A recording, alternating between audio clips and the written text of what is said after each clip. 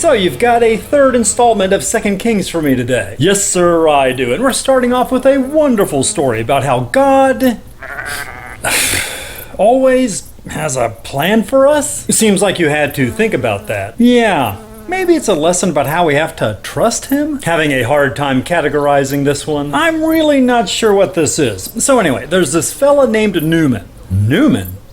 Yes. No, that cannot be his name. Why not? Because... Hello, Naaman. Oh, right. How about Naaman? Good enough. Awesome. So there's this fellow named Naaman, and he has a terrible skin disease. Skin diseases are yucky. They sure are, sir, but it hasn't stopped Naaman from becoming a great general for the country of Aram. Isn't Aram a rival of Israel's? It sure is, sir. You've been paying attention. I have my moments. And God has given victory to Aram through Naaman. Why would God grant victory to an enemy of his chosen people?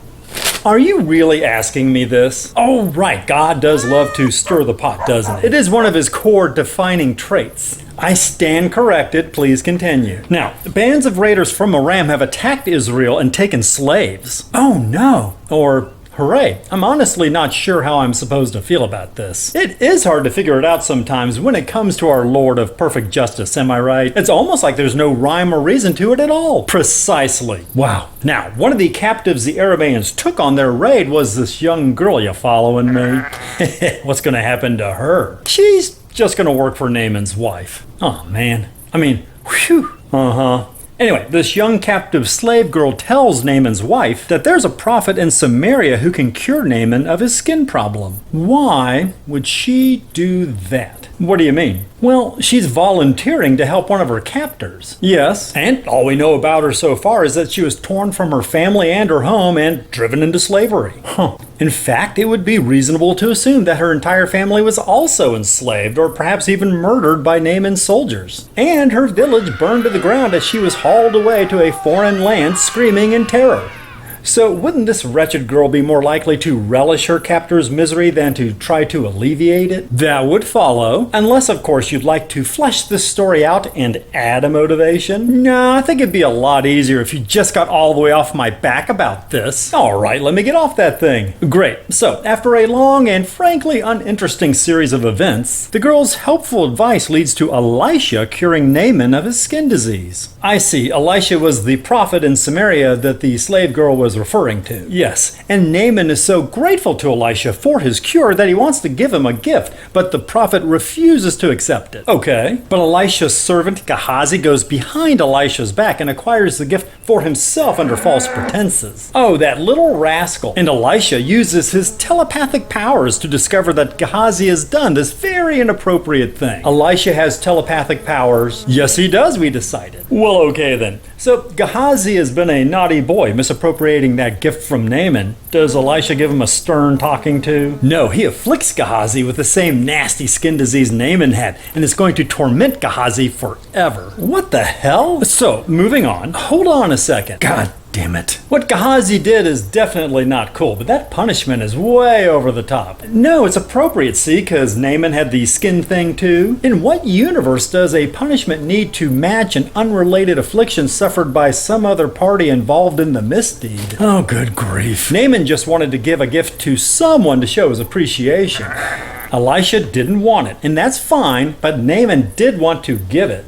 Gehazi, like most everyone else in this godforsaken armpit of the Middle East, is probably rarely more than a day away from becoming destitute. So when he is presented with an opportunity to enrich himself in a victimless way, he takes it, which obviously is not an honest or forthright thing to do. And yes, he needs to absolutely return the items and make a genuine apology to everyone involved. The humiliation and his loss of face would be more than adequate punishment. Well, God's chosen man thinks the skin thing is the way to go. Oh, for Pete's sake. Oh, and all of Gehazi's descendants will also have this skin disease forever. God is so good. Always. So now that Naaman is cured, does he free the girl? What girl? The slave girl who facilitated his miraculous cure? Oh, that one. Hell no. Well, then does God rescue her and return her to her family? Oh, don't be silly. I just thought I'd ask. Does Naaman at least start following Yahweh, the one true God? Yes, he does. But he asks Elisha if it's okay if he continues to bend the knee to his king's detestable foreign god Rimmon. Oh sure, God's going to be okay with that not. Actually, God seems to be fine with it because Elisha tells Naaman to go in peace. God is okay with Naaman participating in ceremonies devoted to a pagan idol. Yes, there seems to be no issues at all. Oh, inconsistent deities are tight. Yeah. So what happens next? Elisha makes an axe head float. Okay, what's going on there? Some guy was using a borrowed axe, and the head flew off and landed in the river. And Elisha makes it magically float so the guy can retrieve it.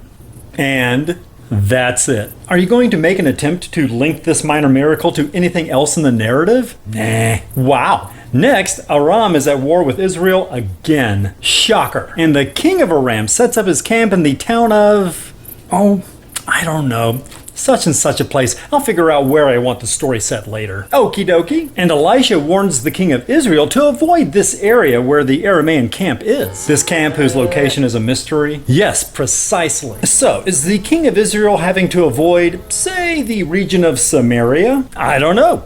Maybe? You really need to make up your mind where you're putting this camp in your story. Like I said, I'll do it later, sir. Don't forget. I won't. So, the king of Aram is furious because he figures the king of Israel is being warned off from getting within striking range of his camp. What exactly is it that the Aramaean king is trying to do? Oh, just incredibly unclear, but he's sure someone is tipping off the king of Israel as to his whereabouts. Okay, and his intel determines that it's Elisha, so troops are sent to capture him in the town of Dothan. Oh no. And Elisha's servant freaks out when he sees the approaching army, but Elisha tells him, nah, it'll be fine, and shows him this big magical fire army that's on their side. Very cool. I can't wait to hear about this battle between these two armies, one of mortal men, the other with chariots of fire. Oh yeah, that would be cool, but we're not doing that. We're not? No, the whole magical fire army is immediately dropped from the narrative, never to be mentioned again. Oh, that sounds like a much more interesting plot choice than having them actually engage in combat. I know, right? So it's going to be hard for Elisha and his servant to escape the forces of Aram now that the magical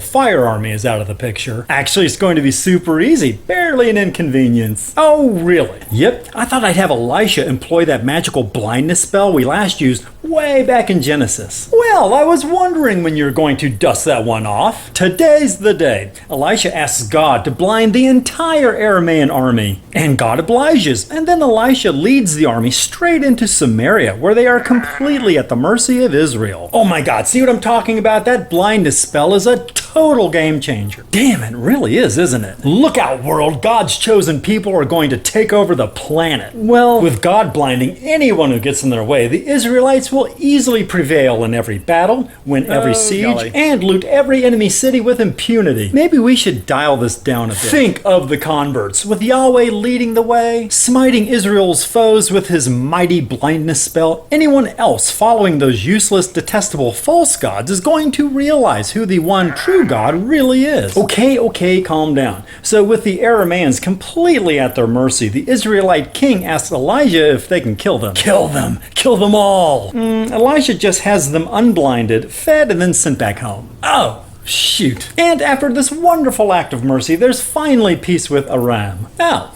well, that's a nice change of pace. Right up until the next sentence. Oh, whoopsie.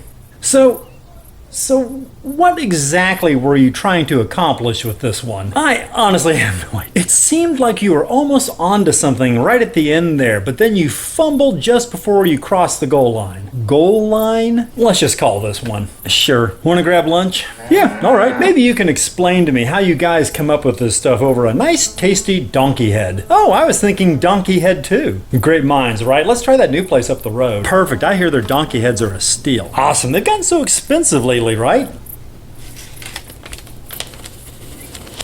What?